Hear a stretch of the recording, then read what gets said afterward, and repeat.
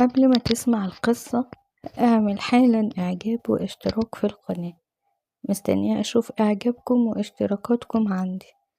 انا اسمي نورة وعندي 24 سنة، عايشة في محافظة الغربية. معايا بكالوريوس اداب وبشتغل مساعدة في صيدلية علشان اساعد جوزي، لان المرتب بتاعه قليل قوي.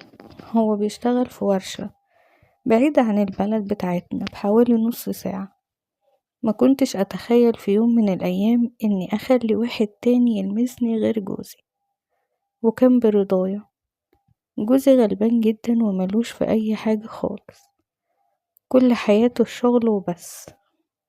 أنا متجوزة بقالي سنة بالظبط، بس لسه ربنا مرزقنيش بأطفال، وعملت كل حاجة ممكن أي حد يتخيلها. كشفنا عند دكاترة كتير قوي، وعملنا كل حاجة، وكل الدكاترة قالولنا انتم كويسين ومفيش حد فيكم عنده مشكلة طبية، وحياتي كانت ماشية كويسة جدا.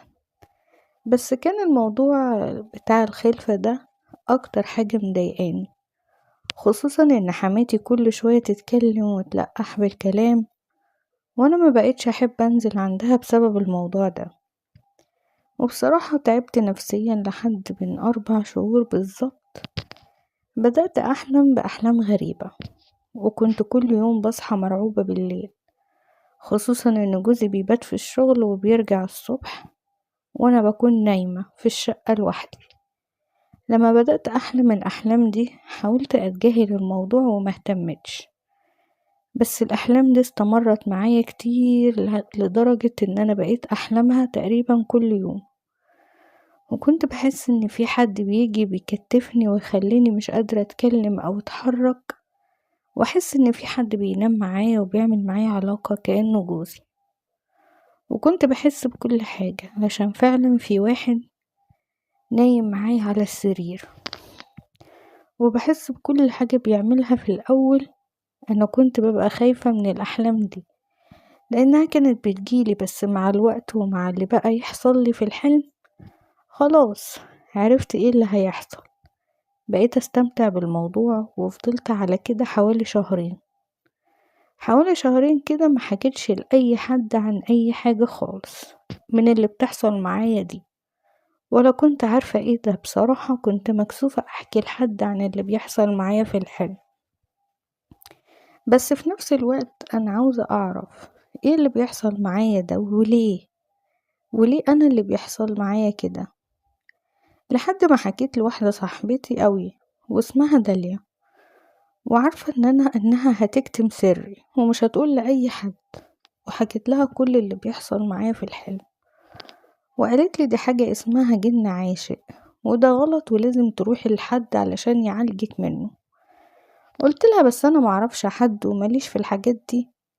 قالت لي طيب انا هسألك على حد، ولو كده ما تقلقيش انا هروح معاكي في الاول. بس انا اترددت شوية، وبصراحة كنت خايفة اروح لوحدي، بس في الاخر وافقت. وبعد 4 ايام لقيت داليا بتكلمني وبتقولي انها وصلت لحد شغال في الحاجات دي وبيعالج.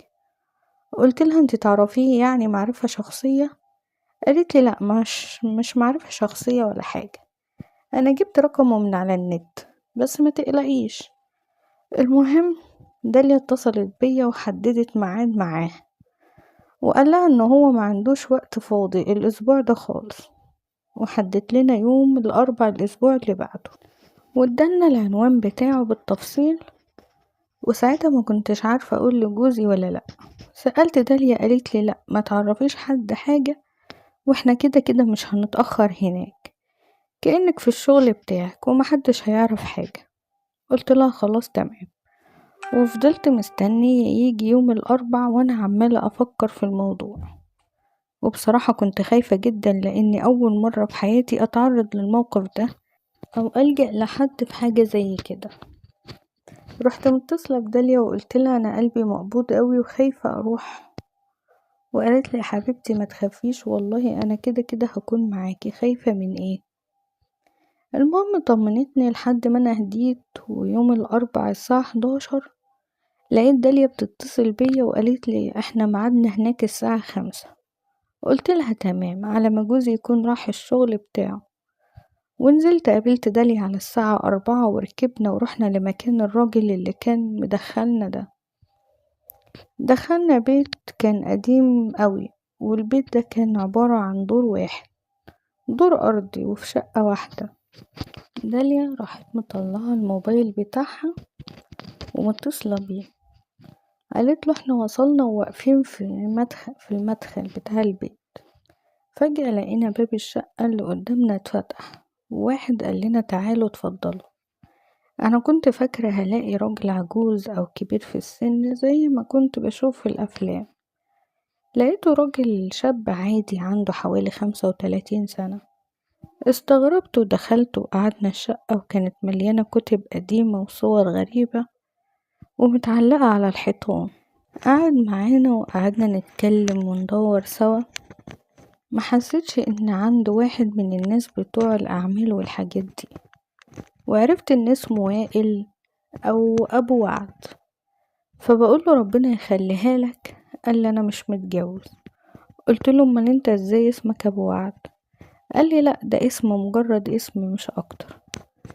وائل زي ما قلت لكم كان شاب في الثلاثينات، كان طويل وابيضاني وعنده لحية خفيفة، وعينيه كان فيها نظرة غريبة أوي.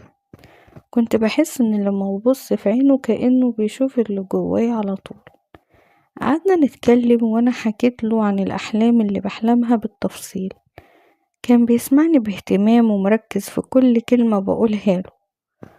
وفي الاخر بعد ما خلصنا كلام قال لي ما تقلقيش، ان شاء الله خير، هاتي رقم تليفونك وانا هكلمك النهاردة وهقولك هنعمل ايه.